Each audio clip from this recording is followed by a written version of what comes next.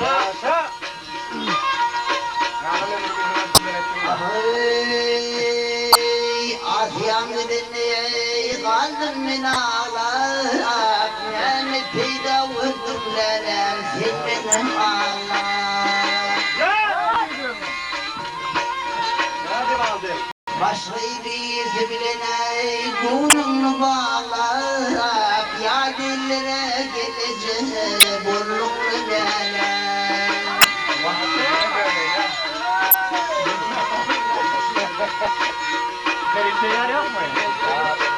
Güllerim kandır ey yaşı doldurdum.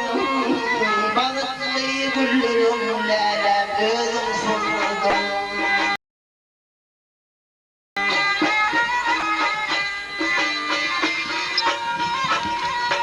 Doğrayı ağladı düşman güldürdüm. Ya dillerde gelecek burnumlu nerem. Ya kucağı gelin olup düştüm nerem.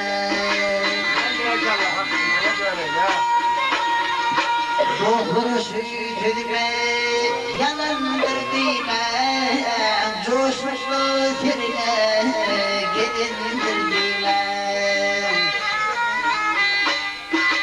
Yürümür gayri aşığa bulundurduğıma Ya dillerde gelecek burnumlu derem Ya kucağı gelin olup düştüm nerem.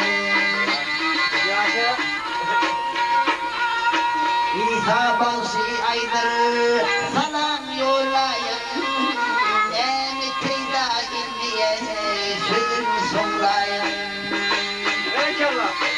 Sayılıma geliyeceksin yolum harayan Ya dillerde gelecek burnum derem Sayılıma geliyeceksin yolum harayan Ya dillerde gelecek burnum derem Ya kucağı gelin olup düştüm derem Sonum derem